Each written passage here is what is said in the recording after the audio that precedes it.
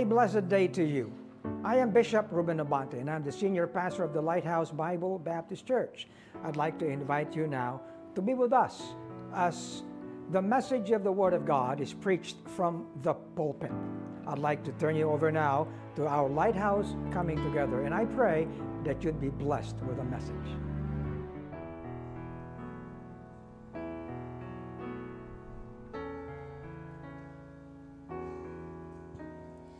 Give me a heart that's fixed upon you, not afraid, only trusting, held by your hand. My soul is secure through the storm, through the testing. Under your wings my refuge will be, until these winds have passed over me. Like a child who fears no alarm, faithfully trusting in all that you are, faithfully trusting in all that you are.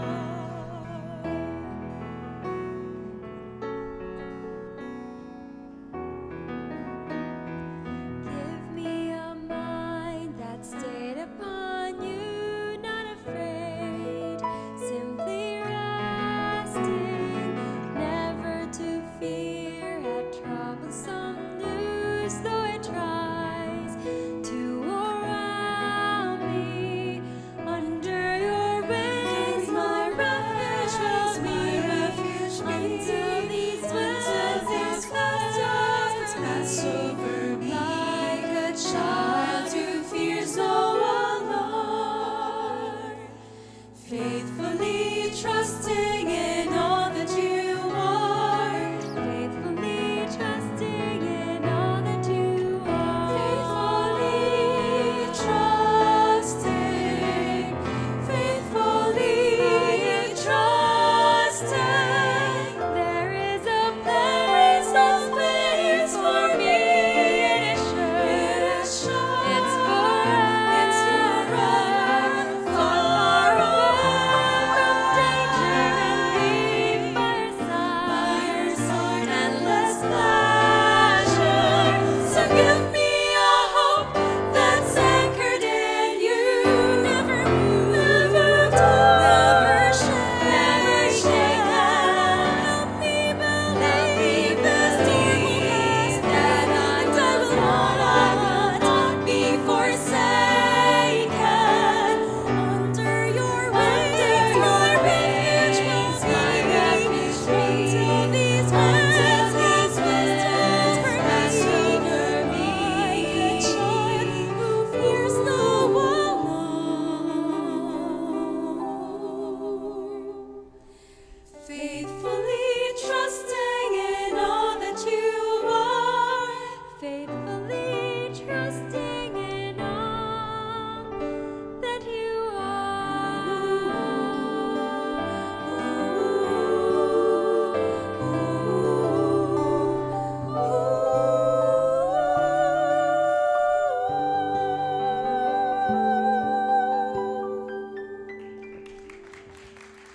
Ephesians chapter 4, 11 to 16.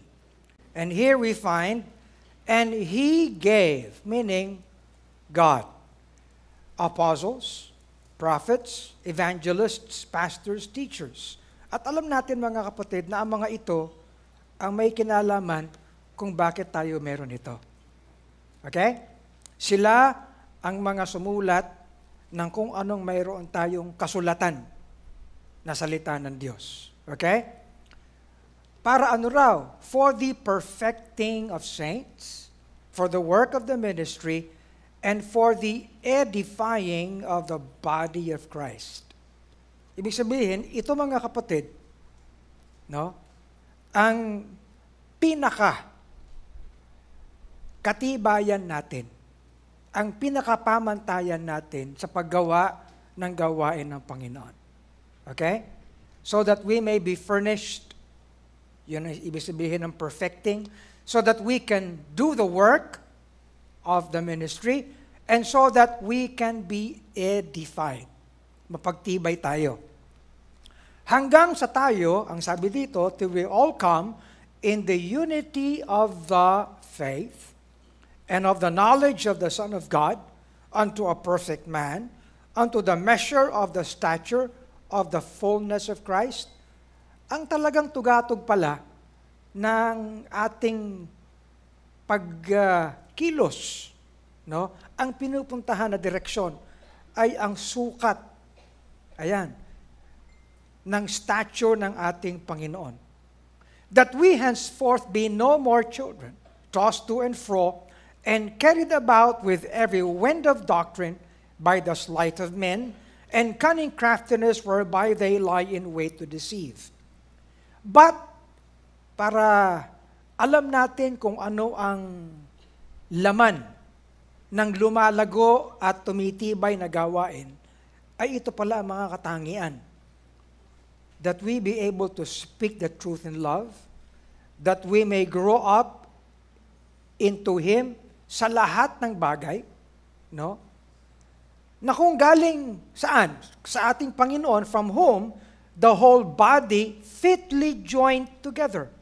Ang bawat miyembro ay talagang fitly joined together, even compacted by every joint supplieth, according to the effectual working in the measure of every part. At, mga kapatid, ito na yon, maketh increase of the body, nag-i-increase. Ang sabi natin increasing more and more, unto the edifying of itself in love. Yun. 2 beses na nakita natin yung word na edify. Edifying dito, at ang sabi sa kabila, edifying din. Okay? Kaya, ang ating pag-uusapan sa araw na ito is the work of edifying. Okay? Ang gawain ng pagpapatibay, ng pagpapatatag bilang gawain ng Panginoon. Sapagkat yun ang sabi ng ating focus. Okay? Increasing more and more in love that edifies. Manalangin tayo. Dakilang Diyos, maraming salamat po, Panginoon, sapagkat kami bilang eklesiya ay narito at nagtitipon, Panginoon. Pagpalain niyo kami, Panginoon, sa aming pagtungo sa iyong salita at gawin mo, Panginoon, ang aming mga kalooban ay bukas. At Panginoon, willing tumanggap ng iyong katotohanan upang kami, O Diyos, ay mapagtibay at maitatag bilang gawain mo, Panginoon. Bless each one. Thank you in how the whole world celebrates the death, the burial, and resurrection of the Lord Jesus. Pero Panginoon, hindi lang po ito obserbasyon o selebrasyon. Kinakailangan po, Panginoon, as we realize na ang lahat ng ginampanan ng aming Panginoon sa kusang Kalbaryo ay magbunga sa aming buhay at magbunga sa aming pagiging gawain bilang eklesiya. Pagpalain po ninyo ang papapahayag na ito sa pangalan ni Kristo Jesus. Amen. Thank you. Please be seated. Medyo parang hindi tama ang boses ko ngayon, no? Namamaos na hindi ko maintindihan. But anyway, we are Lighthouse Bible Baptist Church. I realize that there are people among us na hindi naman mga members ng Lighthouse, but they are welcome to be here. Anyway, the rest of our people may be in some other places, but we come together today as Lighthouse Bible Baptist Church. We do not simply come inside this building. We come together. Kaya ang ating palaging sinasabi ay coming together. Pagtitipon natin, pagsasama-sama, bilang gawain ng Panginoon. Let me ask you, gaano ba kaseryoso para sa inyo ang pagiging church? Have you ever thought about that? Marami po mga kapatid sa ating obserbasyon, sa mga naging laman ng mga simbahan, dumalo sila dahil mahal na araw. Ang iba ay nagkaroon pa ng, ano yung sinasabi nila, yung, anong tawag doon? Yung iba-ibang simbahan? Bisita Iglesia. Ginawa niyo ba yun? Ilan ba sa inyo ang bumisita sa iba't ibang Baptist church? No? Anyway, naging laman lang sila ng kanilang mga simbahan nung mahal na araw. Pero sa totoo lang mga kapatid, wala namang kahalagahan sa kanilang simbahan. Tama? Sapagkat ang kanilang kaisipan, pang sarili lang.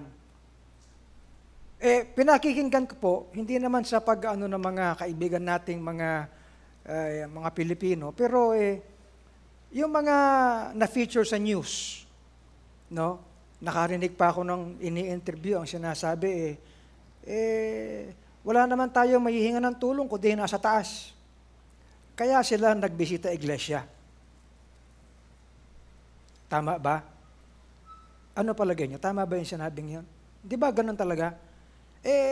May panata po kami, wala naman tayong maasahan Ang hirap ng buhay, syempre, sa mahal na araw, wala naman tayong pwedeng hinga ng tulong kundi yung nasa taas. Hindi mabanggit yung Panginoon, hindi mabanggit si Kristo, yung nasa taas lang. Hindi ba, kung kayo si Kristo at binigay ang sarili para sa Kanya, anong maiisip niyo? Ang karamihan po ng mga nagsisimba, wala naman talagang appreciation sa Panginoon sa lahat ng ginawa niya, kundi yung tumanggap lang. Lahat naman kasi tayo nangangailangan. Hindi naman tayo nawawala ng pangangailangan. Kailangan natin ng kalusugan, kailangan natin ng kabuhayan, kailangan natin ng yaman, kailangan natin ng lahat. Ang dami nating kailangan.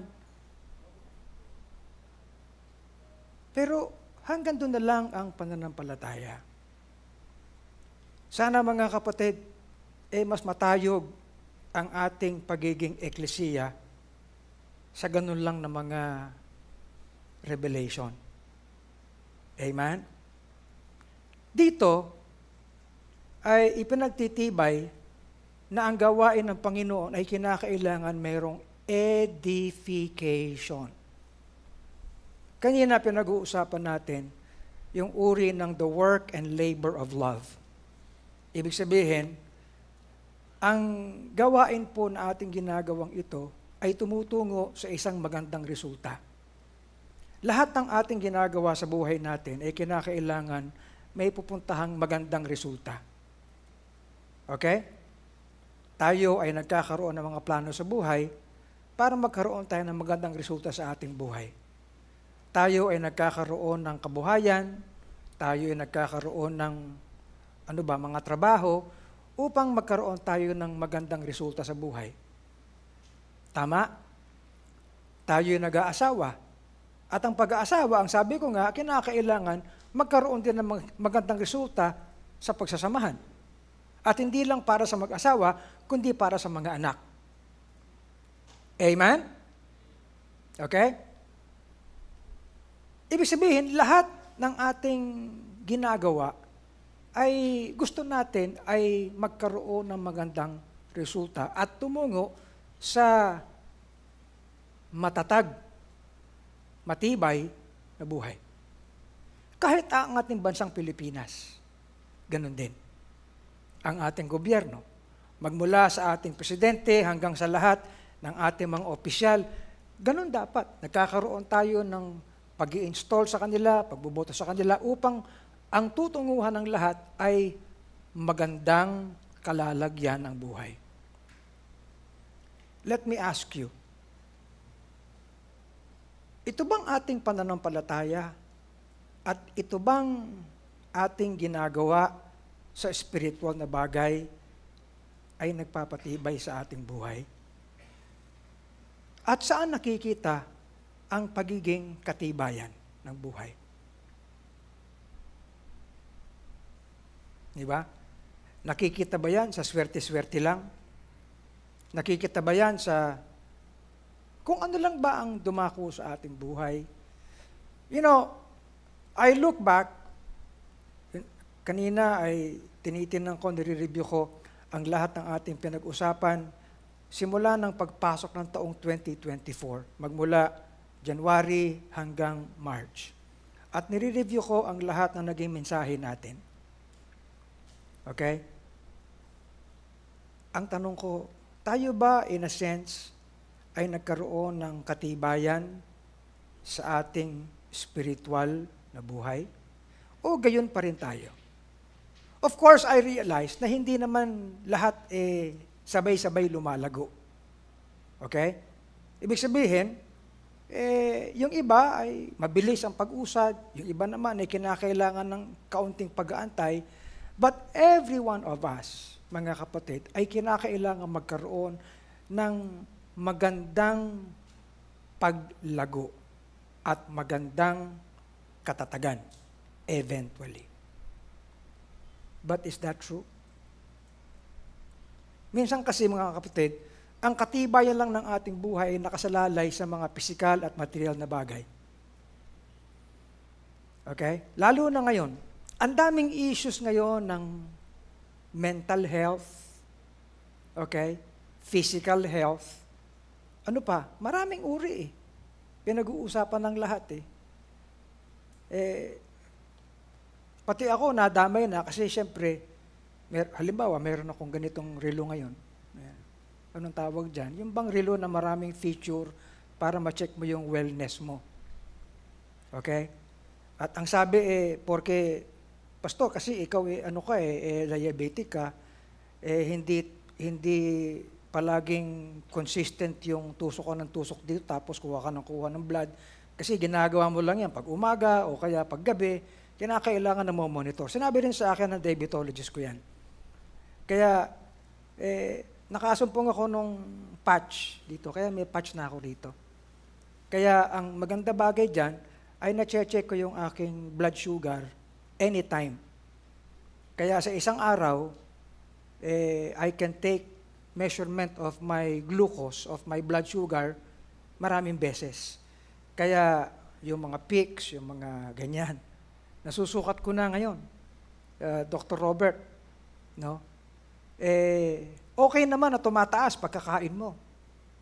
Ang delikado, yung bang tumatagal na mataas, kinakailangan bumaba. Okay? Sabi sa akin, Pastor, ikaw medyo may edad ka na, eventually dahil ikaw ay naka-insulin, ikaw ay naka-ano, bibigay din ng kidney mo. Pag bibigay ang kidney mo, anong tawag dyan, Tay? Magdadialysis ka. Pag na-dialysis ka, magbilang ka na ng araw mo. Ganun lang naman yun, Robert, di ba? Okay? Pero nasaan ang katatagan? Mga kapatid, anuman ang dumako sa ating buhay, habulin man tayo ng kamatayan. Nandyan ba kayo? Sino ba hindi hinahabol ng kamatayan dito? Wala. Pero, lalabas tayo sa buhay sa mundong ito nang may maiiwan tayong katatagan. Inawit natin kanina, it's not in vain. It's not in vain. Amen? My desire is this, na makita mga kapatid, ang katatagan ng ating spiritual na buhay, anuman ang dumako sa ating buhay. Itong lupang katawan na ito, tatanda ito, Tony. Mabubulok ito.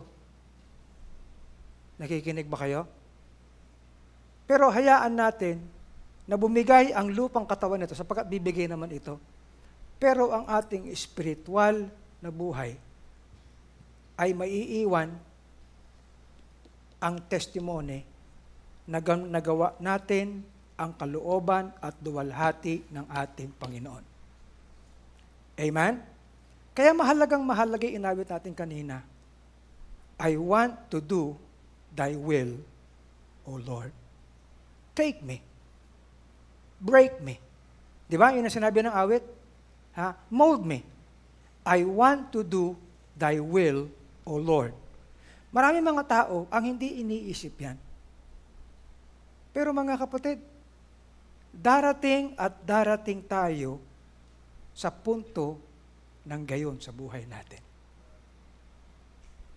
Not only mga individual, but as a church. Okay? Now, kanina ay binasa natin itong Bible reading mula sa 1 Corinthians chapter 3 na sinasabi ni Paul, according to the grace of God which is given unto me as a wise master builder. Ang sabi ni Paul, I have laid the foundation. Kaya tayo naririto ngayon is because many centuries past ay ginampanan ni Apostol Pablo ang kalooban sa kanya ng Panginoon. And he laid the foundation for what we are today as churches. Ayan, maliwanag. I have laid the foundation. And another buildeth thereon. Hanggang sa panahon natin, ay nangyayari ito. At ang sabi, let every man take heed how he buildeth thereupon. Sapagkat nailatag na ang pundasyon. Si Kristo ang pundasyon. Wala nang iba. Okay? Wala nang iba. Now, if any man build upon this foundation gold, silver, precious stones. Gusto natin ganong material ang ating ginagamit. Hindi wood, hay, and stubble. Why? Every man's work shall be made manifest. You see? Now, darating at darating sa punto ng ating buhay kung anong klaseng materyales mayroon tayo sa ating spiritual na buhay. Take note of that. Very fresh pa sa atin ang buhay ni Brother Emong. In fact, yung picture niya nandyan sa taas na yan. Increasing more and more in love that edifies. And I will, for as long as I live, I will thank the Lord for Brother Emong.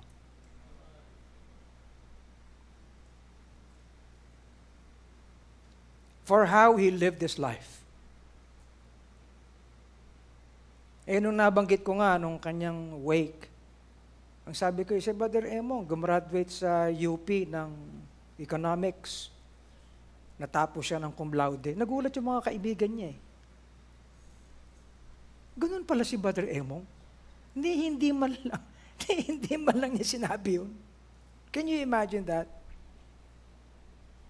At nakita natin how, kahit sa dulo ng kanyang buhay, matibay ang kanyang pananampalataya.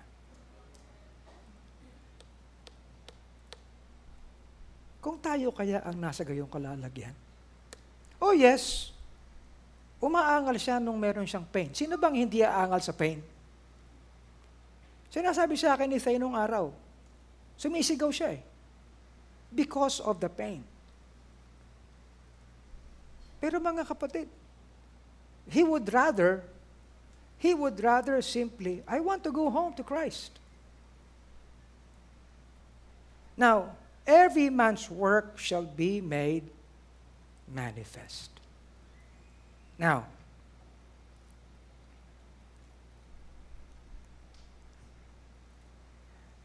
ulitin po natin na ang edify or edified or edifying and edification are exclusively New Testament words and are only applied to churches.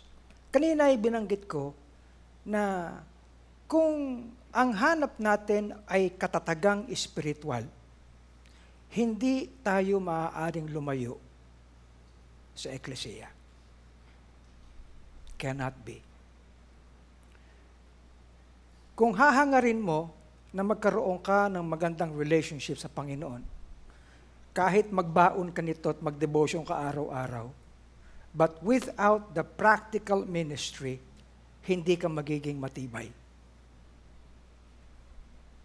Okay? Kaya minsan nalulungkot ako if people would rather have their own, would rather be left alone. Kasi akala nila, ganun ang spiritual na buhay. Mga kapatid, hindi po natin pwedeng kunin ang prinsipyo ng mundo sa espiritual. Kung ang mundo nagbibigay ng laya sa individual upang magkaroon ka ng sarili mong karapatan, nakikinig po ba kayo? Kung ang mundo ang sinasabi, bigyan natin ng laya ang bawat individual, kung ano ang gusto nila, bigyan sila ng laya. Mga kapatid, ang kalayaan po kay Kristo ay hindi kawalan niya. Hindi outside of Christ, but being in Him. Freedom in Christ is being with Him, not going separate from Him. Kung kaya nga ang buhay na walang hanggan, ang ibig sabihin ay pinag-isa or made to be in union with the life Himself. You see? Now, let's look at the occurrences of the word edified. There are 2 times na ginamit po yung salitang edified. Yung salitang edify, 3 times. Yung salitang edifieth, 3 times. Yung salitang edifying, 8 times. Okay? In most cases, itong edify na ito ay palaging continuous thing. No? Ibig sabihin, yung tense nito ay hindi natatapos, kundi tuloy-tuloy. Kaya maraming edifying. Are you listening? Sapagkat walang gumagraduate sa buhay na ito sa katuruan ng edifying. Kahit pastor ka na, kahit matanda ka ng Kristiyano, hindi ka gumagraduate sa edifying. No church ceases from the work of edifying. Tuloy-tuloy yan. Okay? Hindi natin pwedeng sabihin, ay, matanda na ako dyan. Alam ko na yan. Wag na. Okay? Now, so ang lahat ng ito, mga kapatid, ay palaging only applied to the ecclesia. Edification, 4 times. Ibig sabihin, marami tayong makikita, especially sa New Testament, sapagkat, sabi ko nga, ang lahat ng words na ito na related sa edify ay only applied sa ecclesia. You never use the word edify sa pamilya. You never use the word edify sa human institution. Tama ba ako, Attorney Moses? You never use the word edify sa context ng government. Okay? Now, there are other words to be used. But for a church, yung edify ay palaging ginagamit. Why? Sapagkat it can only be true sa ecclesia. Kaya nga mga kapatid, ang sinasabi ko ito, dapat pagpahalagahan natin ang word na ito. Na maging matatag tayo, maging matibay tayo sa bagay na ito. Now, we've been talking about this. Love that edifies. Now, let's look at the work of edifying the ecclesia. Ito yung mga puntos po natin. Firstly, edification is exclusive to the ecclesia. The use of the words edify, edifying, edification, okay, only apply to churches, Gentile churches especially. At kahit saan, nakita natin na ito ay ginagamit sa konteksto ng ecclesia. Now, kaya mga kapatid, if we are to be a church, if we value being a church, kung pinagpapahalagahan natin what we are as Lighthouse Bible Baptist Church, then every member must recognize this. Amen? Lahat na may involvement sa ating ministry must recognize this. Lahat ng may relationship sa Lighthouse Bible Baptist Church must recognize this. Lahat ng mga workers, lahat ng teachers, lahat ng sentinels, lahat ng fellowship leaders, whatever group you are or you belong, must recognize this. So, yung work of edification must exist sa lahat, sa choir, sa LCO, amen?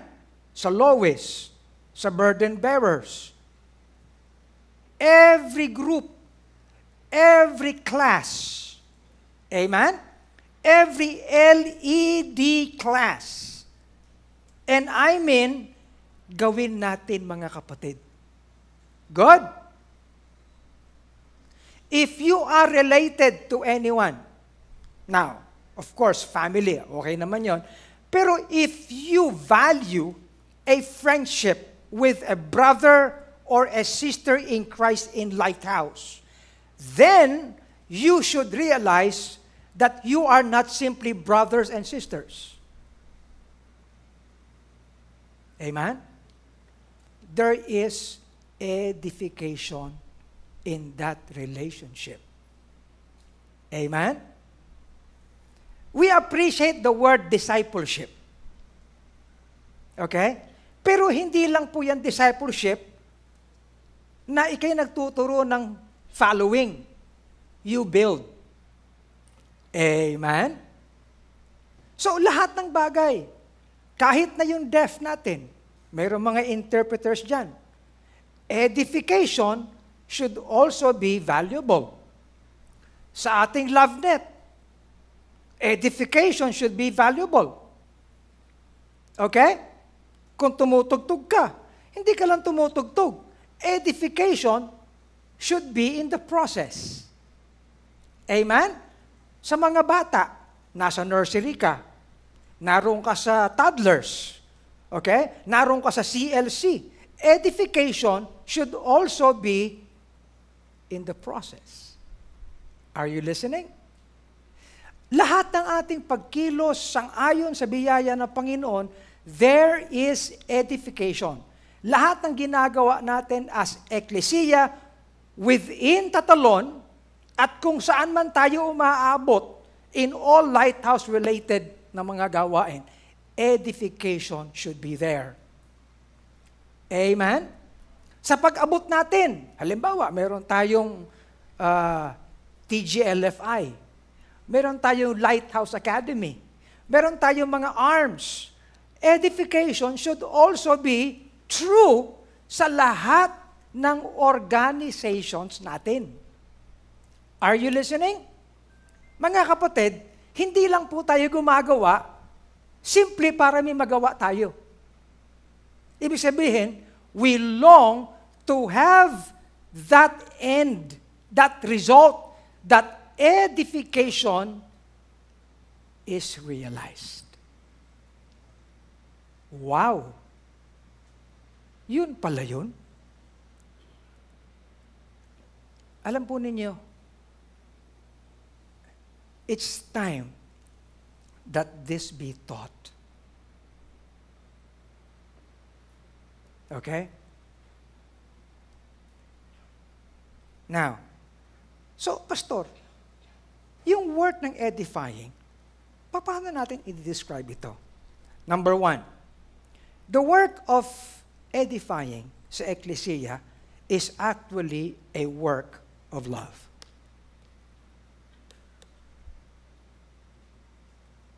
It is a work of love.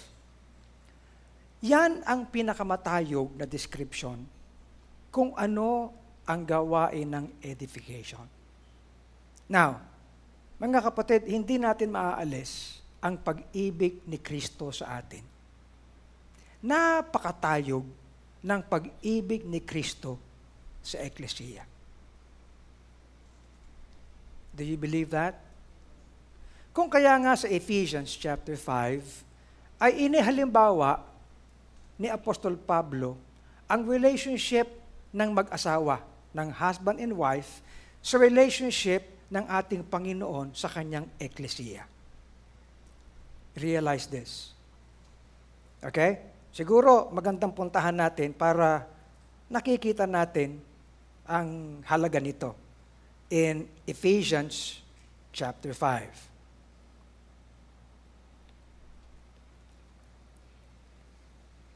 Ang sabi dito, as the church is subject unto Christ, so let the wives be to their own husbands in everything. Now, tingnan ninyo yung pagkakaparallel ni Apostle Paul ng pag-ibig ng mag-asawa o ng asawang lalaki sa asawang babae ng pag-ibig ni Kristo sa eklesiya. Husbands, love your wives, even as Christ also loved the church and gave himself for it. Do you realize this truth that we are seeing today? Now, kayo mga asawang lalaki, madaling sabihin, mahalin mo asawa mo. Tama? Amen? Congratulations sa mga nag-celebrate ng mga anniversary ninyo. Oo, may ilan. Marami pa na nagse-celebrate ng anniversary pag March, ano? Ang alam ko, si tatay din at si nanay. Actually, ang anniversary ng wedding ni tatay at ni nanay, March 29. March din sila. But anyway, no? Madaling sabihin, all the world, kahit hindi ka Kristiyano, alam mo na dapat ibigin mong asawa mo. Tama? Pero mga kapatid, ginamit ni Apostol Pablo itong ilustrasyon na ito para ipagtibay sa atin ng kahalagahan at pagiging matayog ng pag-ibig ng Panginoon sa eklesiya. Hindi lang tayo minahal ng Panginoon bilang individual. Christ loved the church and gave himself for it. Now, look at the last verse. Nevertheless, let every one of you, this is a great mystery, but I speak concerning Christ and the church. Ibig sabihin mga kapatid, ang existence ng eklesiya ay existence because of love. Amen? Ibig sabihin, nababalot tayo ng pag-ibig ni Kristo. Okay? Pinangungunahan tayo ng pag-ibig ni Kristo. Kung meron mga taong kapos ang pag-ibig, hindi si Kristo. But, it has to be done, mga kapatid, that in the ecclesia, ang ating pinalalawig ay ang pag-ibig ni Kristo sa atin. At kinakailangan ang pag-ibig na yan ay magkaroon ng daloy sa lahat. So, the work of edifying is a work of love. Bottom line, the work of the ecclesia is a work of love. Amen? Kung kaya ang paglago natin, sinasabi rito, no? Maketh increase of the body unto the edifying of itself in love. Okay? Kung meron tayong dahilan, ay ang pag-ibig ni Kristo. Naalala niyo ba yung inaawit? Pag-ibig ang tanging dahilan. Ano? Di ba? Anong sabi ng awit na yan? Hindi ang kayamanan ang aasahan ko, di langit ang dahilan kung bakit ako'y iyo, at di ang gantimpala na kapalit, o Diyos, pag-ibig ang tanging dahilan. And the more we see the love of Christ, the more love we have. Okay? Kaya nga, mga kapatid, kinakailangan ipagtibay tayo lahat sa pag-ibig ni Kristo. Charity edifieth. Knowledge puffeth up. Magandang maging magaling. Pero hindi lahat ng magaling merong platform ng pag-ibig. Tama po ba? Marami mga churches ngayon, platform sa pagiging magaling, pero hindi platform sa pag-ibig. Let Lighthouse be platformed on the love of Christ. Whenever we get to people at sinasabi natin, kailangan mong tanggapin si Kristo, pag-ibig yun. Amen? Ang soul winning is platformed on the love of Christ. Ministering is platformed on the love of Christ. Amen? Lahat ng ating ministries, they are all platformed in the love of Christ. Naalala niyo ba si Peter? Tinawag ng Panginoon si Peter kasi Peter thought that he failed the Lord. Ipinagkanulo niya ang Panginoon 3 times. Tapos tumilaok yung manok. Naalala niya. No? Kaya medyo sa kanyang kalalagyan, sabi ni Peter sa mga kapwa niya apostol, "Lika, magbalik na lang tayo sa pagiging fisherman." Okay? Kaya nga nung bumangon ng Panginoon, ang sabi niya sabihin mo sa kanila at kay Peter. Special mention si Peter Okay?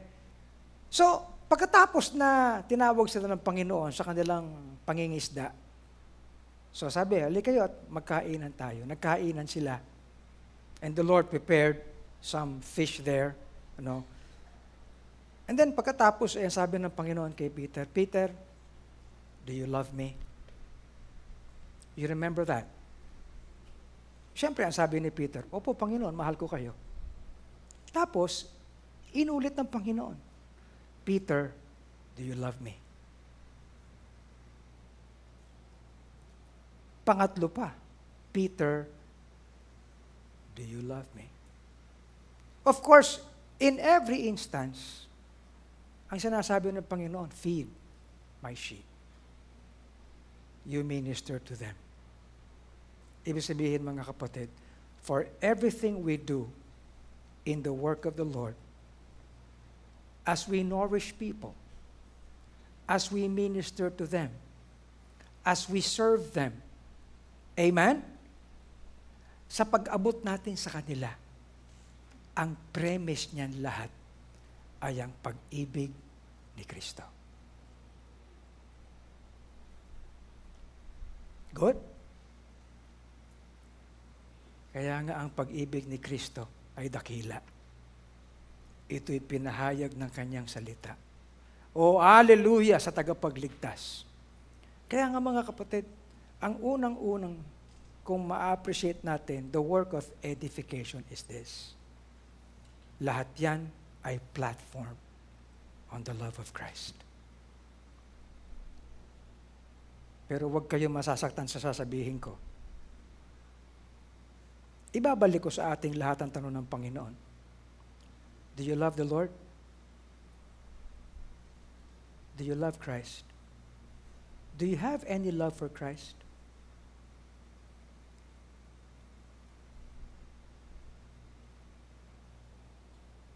Let's search our hearts. Minsan, ba't ka nandito? Why are you here? You know what? You're here simply because your parents are here. You're here because somebody else brought you here. You're here because wala ka namang gagawin sa bahay Kaya nandito ka. You're here because may pangangailangan ka. You're here because may kaibigan ka. You're here because of some other reasons. But are you here because of the love of Christ? And the Bible says, the love of Christ constraineth us. It takes hold of us. Kaya ang sabi ng isang awit, O love that wilt not let me go.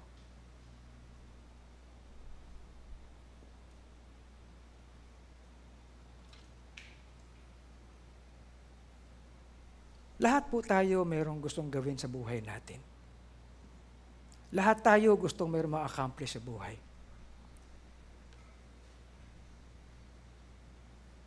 Binati ako ng mga men natin for being your pastor.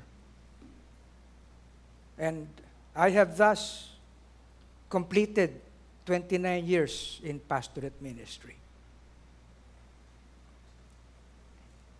Minsan, nakikita ko yung mga colleagues ko nung araw. Tatanungin nila, Bishop, kumusta ka? Wala ka na sa industriya eh. Yung aking mga colleagues sa Audio Engineering Society, sabi nila, Bishop, pwede bang maging active ka? Sabi ko, wag niyo na ako asahan. I can be with you, pero wag niyo na ako asahan. Meron nagtanong sa akin minsan, Bishop, hindi mo pinagsisisihan yung pagiging pastor mo? Sabi ko, hindi.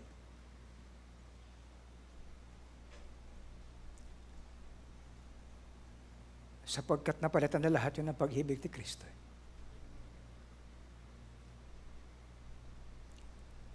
Kaya yung ginawa ng mga deaf noong 17, and they interpreted yung I love you, Lord, more each day. It blessed my heart. Na may mga tao na walang boses kumanta. Walang kakayanang marinig. At kahit makapagsalita sila, hindi sila maintindihan. But they have the love of Christ. Sometimes it saddens me na kompleto ang ating physical attributes. May kakayanan tayo. May mga degree tayo. Alam niyo mga kapatid, wala na problema sa abilidad eh. Ang problema natin, kulang tayo ng pag-ibig kay Kristo. And I'm telling it to you right now. You know what the problem is? Kulang ka ng pag-ibig ni Kristo. Huwag mong sisihin na matapang yung mensahe dito. Huwag mong sisihin na hindi kasi ideal eh. Huwag mong sisihin na, pastorin, masakit. No. The bottom line is this. Many of us, kulang tayo ng pag-ibig ni Kristo. We cannot even be involved. We cannot even extend ourselves. You know why? It's not simply because we're busy. It's not simply because we have problems in life. It's not simply because we face too many things in our lives. The basic reason is this. We do not have love for Christ. That's the pungent truth. Amen?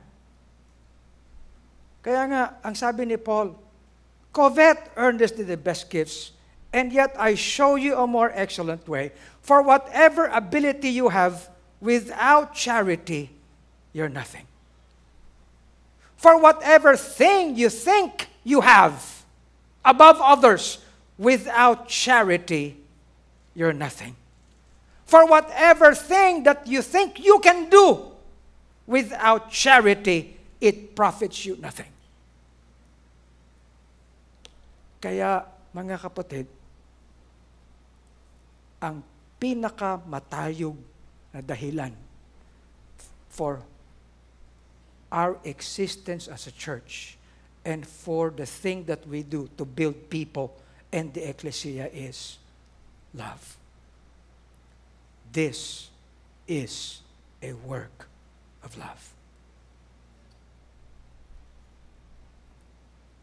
There is no fear in love, because perfect love casteth out fear, doubts, double-mindedness. Amen? Kung hindi ka fix sa pag-ibig, marami kang dahilan eh.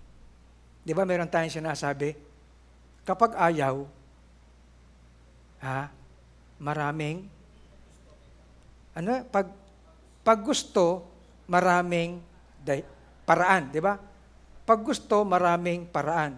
Kapag ayaw, maraming dahilan. Kapag may pag-ibig ka, di ba? Yung mga naliligaw sa inyo, pag may iniibig ka lahat gagawin mo . Naliligaw ka, pero kapag mag-asawa na, wala na. Sabi nga, Dick, nung bagong kasal, ano yon? Asawa. Tapos, nawala. After many years, sawa na. Wala na yung A. Additional years, wala na yung AS, awa na lang. Dumagdag pa, wa. Nung tumanda na, ganun na lang. Wala. Mga kapatid, isang mag-aasawa lang yan. Kapag dumating tayo sa langit, hindi na tayo mag-aasawa eh. But there will be a glory church. So, ang pinakamatayog na dahilan for what we are as ecclesia and what we do to edify is love. To know the love of Christ, which passeth knowledge. To know the love of Christ and to be filled with all the fullness of God. Nakita niyo ba yun? Ito, ayan, no? Ano? To know the love of Christ is to be filled with all the fullness of God. Kaya pala marami mga tao na wala man lang kapiranggot ng kapuspusan ng Diyos. Sapagkat hindi nila alam ang pag-ibig ni Kristo. Tama ba? Ulitin ko. Kaya pala may mga tao, wala man lang kapiranggot ng pag-ibig ni Kristo sapagkat hindi naman nila alam ang pag-ibig ni Kristo. Kaya alamin natin. Good?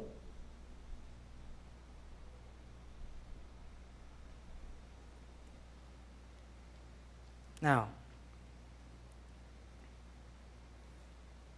ang sabi ng Panginoon, as the Father hath loved me, so have I loved you. Continue ye in my love. If ye keep my commandments, ye shall abide in my love. Take this seriously. Gawin mo ang aking kalooban. Mananahan ka sa aking pag-ibig. Kaya yung inawit natin kanina, hindi coincidence yun. Ano yung inawit natin? I want to do thy will, O Lord. Why? Sapagkat kung meron tayong pag-iingat na gawin ang kanyang kalooban, mananahan ka sa pag-ibig ni Kristo. Amen? Okay? Simple lang yan mga kapatid eh. Gusto mong ma-realize ang pag-ibig ng mga magulang mo habang ikaw ay nasa poder nila? Doon ka sa bahay. Tama? But once you get out, hindi mo na marirealize ang pag-ibig nila eh. Ganun lang yung kasimple. Ngayon, kung gusto nating manahan tayo sa pag-ibig ni Kristo, gawin natin ang kanyang kalooban.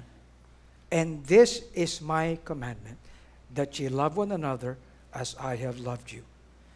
These things have I spoken unto you, that my joy might remain in you, and that your joy might be full. Ang pag-ibig niya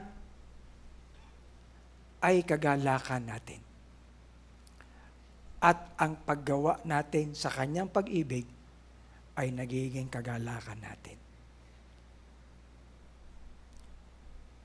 Amen? Hindi ko na kinakailangang maging dynamic para ikwento ito ng ganito.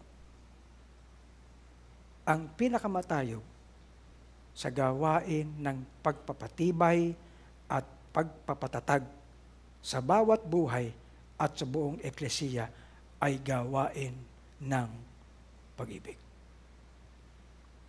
Ang dalangin natin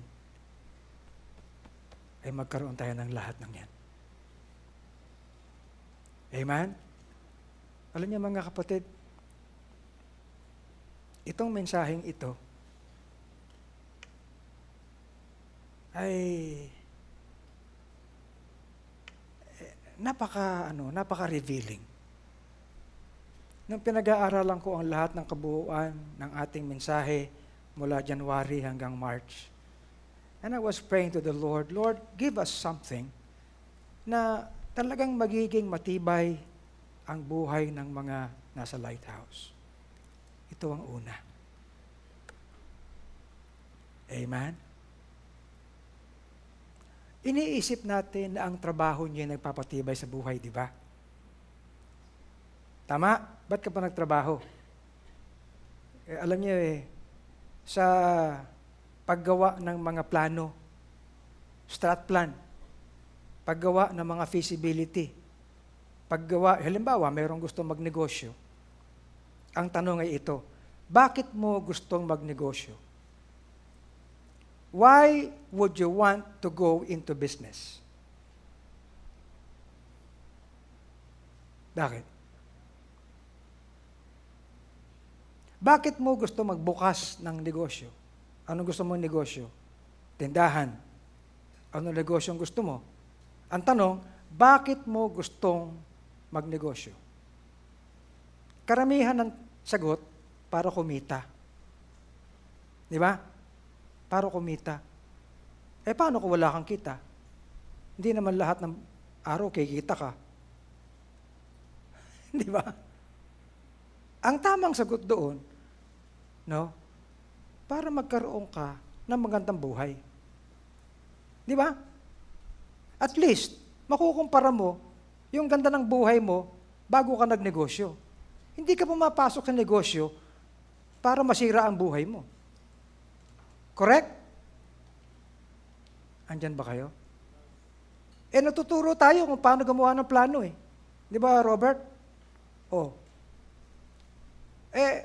Gusto mong gumawa ng isang ganito, ganyan. So bakit? What is your purpose? Anong objective mo? Di ba? Hindi mo naman pwedeng sabihin, ang objective ko para sirain yung buhay ng iba. Hindi.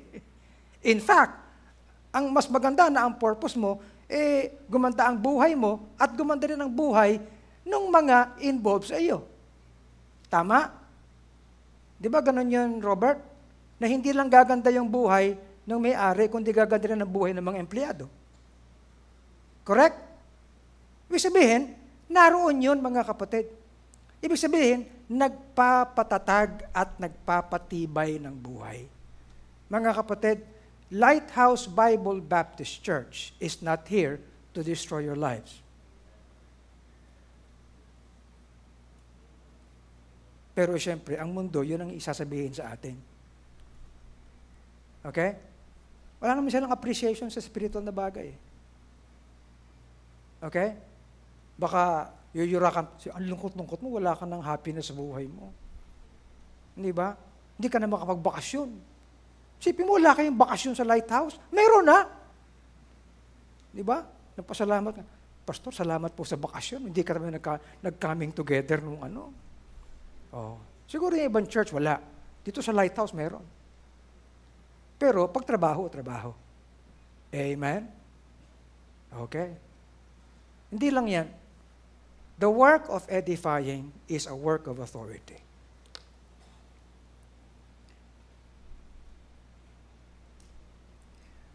Alam niyo mga kapatid, pumapasok na tayo sa panahon na wala ng kinikilalang authority ang tao. Wala na. Not government. Are you listening? Not parents.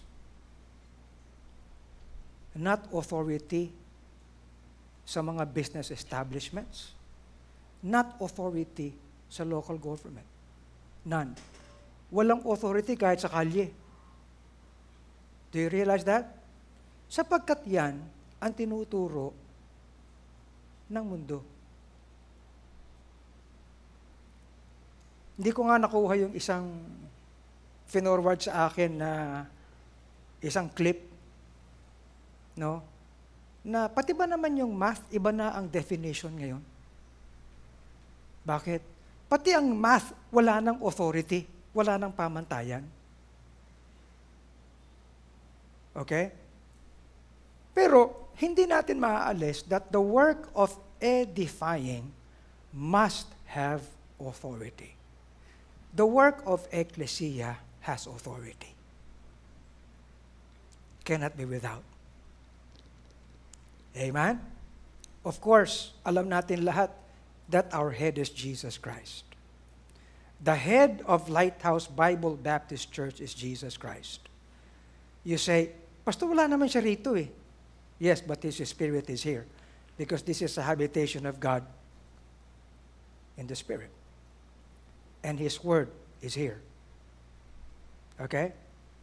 Now, ang sabi ni Paul sa kanila sa Corinth, for though I should boast somewhat more of our authority, which the Lord hath given us for edification.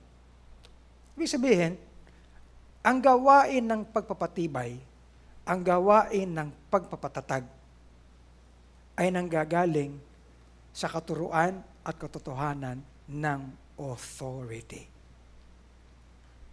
Okay? Pero mga kapatid, may pag-iingat tayo.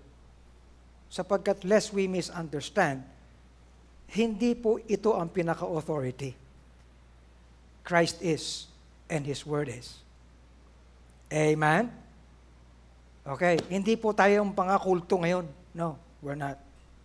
Ang sabi ni Paul, therefore I write these things being absent, lest being present I should use sharpness. Sabi ni Paul.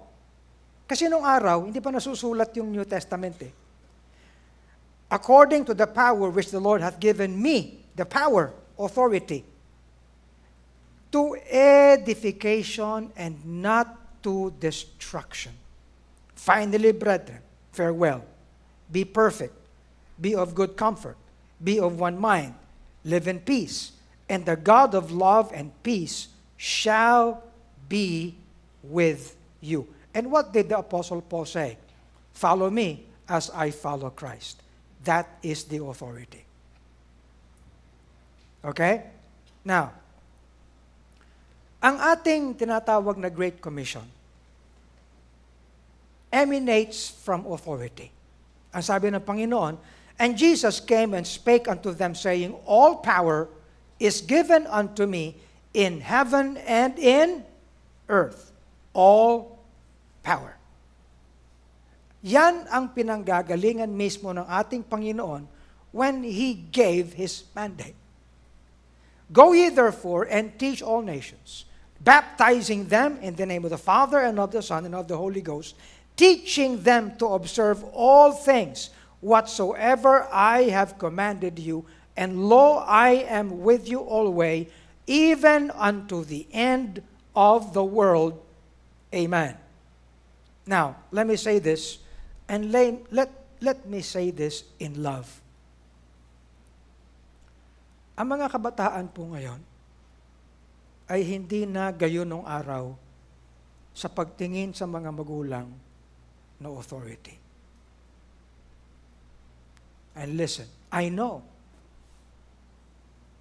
Alam ko ito. Alam niyo nung araw kami, kapag nag-uusap sila tatay, kausap niya yung mga pastor, for example, hindi kami pwedeng sumabat eh. Hindi nga kami pwedeng dumaan sa gitna eh. Alam niyo ba yun? Ha? Ganon kami nung araw. Pero ngayon, hindi na ganon ang mga bata ngayon. In fact, ang maraming mga magulang ngayon, lalo ang mga tatay, nasira na ang kanilang image sa kanilang mga anak. At napakahirap sa mga bata ibalik ang respect sa kanilang magulang.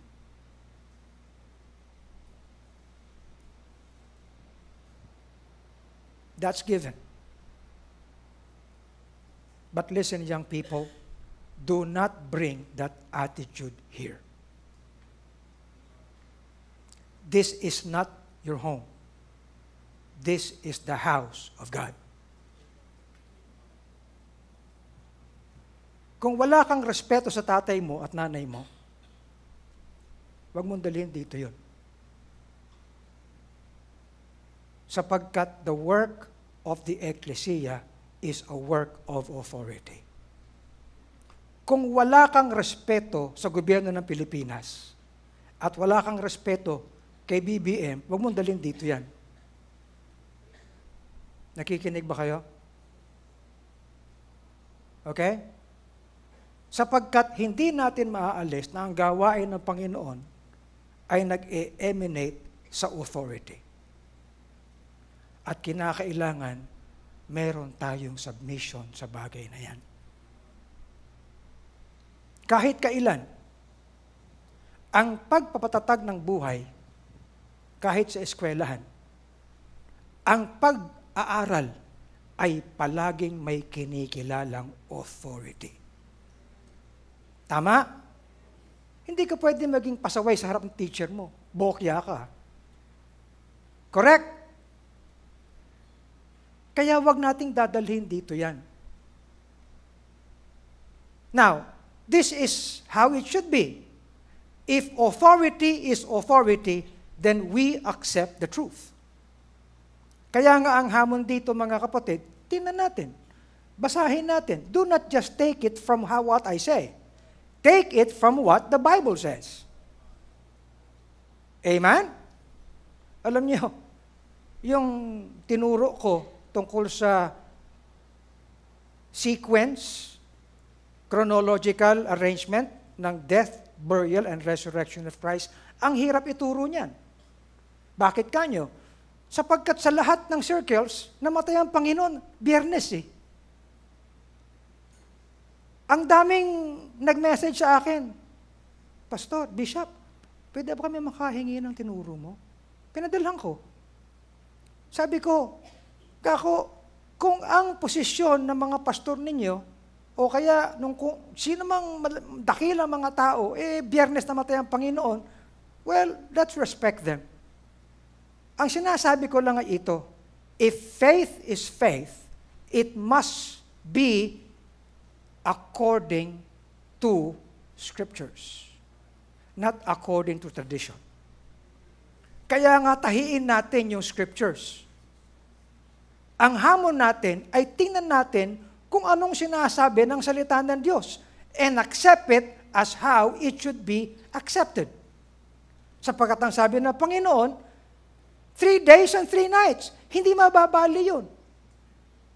You see? Now, Pastor, hindi mo na mababago ang... Okay lang yun. Okay? But here is the truth. Here in Lighthouse, it is God's Word that is the authority. Kaya pinag-aaralan natin ng maayos. I do not give a lecture. I do not give a talk. I preach the Word of God. Amen? Kaya ang sabi dito, the grace of God that bringeth salvation hath appeared to all men. And everyone wants to be saved. Everyone wants to receive the grace of God. For by grace are ye saved through faith. But grace is not a grace that's only for receiving. Ang sabi dito, the same grace teaches us. It teaches us to deny ungodliness. It teaches us to deny worldly lusts. It teaches us to live soberly. It teaches us to live righteously. It teaches us to live godly. It teaches us to have hope. It teaches us to be ready for the appearing of Christ. It teaches us everything that we all need to know so that we may be pure unto Him, a peculiar and zealous people, zealous of good works. Lahat yan, mga kapatid, is something that we should take as a matter of submission to God's Word. Itigil na natin yung pagtanggap natin ng biyaya para sa kaligtasan lang. Ang biyaya ng Panginoon ay nagtuturo sa atin upang bigyan siya ng kaluwalhatian sa ating buhay. Yan ang resulta ng biyaya ng Panginoon. Kaya ang sabi ni Paul dito, these things speak and exhort and rebuke with all authority. Let no man despise thee. Kaya mga kapatid, the work of edification is a work of authority. Pero hindi natin inaalis ang pinakamatayog na pag-ibig. It's not just having authority, but having the love of Christ first. Amen? Kaya pala marami mga mananampalataya ay hindi nagiging matibay sa kanilang spiritual na buhay. Hindi nagiging matatag. Why? Kasi kasalanan din natin. We do not take the authority of God's Word.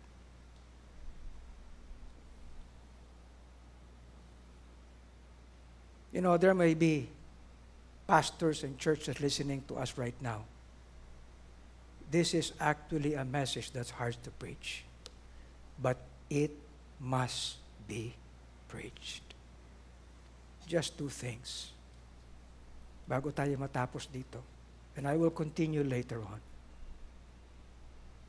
How is your love? Kumusta ang pag-ibig mo sa Panginoon? Saan nakikita yon?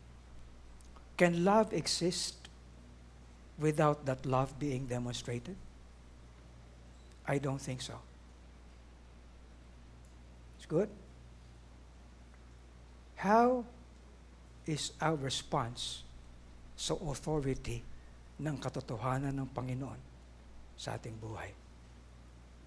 Else, we need to come to our senses and tell the Lord today, Panginoon, nandito nga ako, pero ang aking isip, ang aking puso'y malayo sa iyo.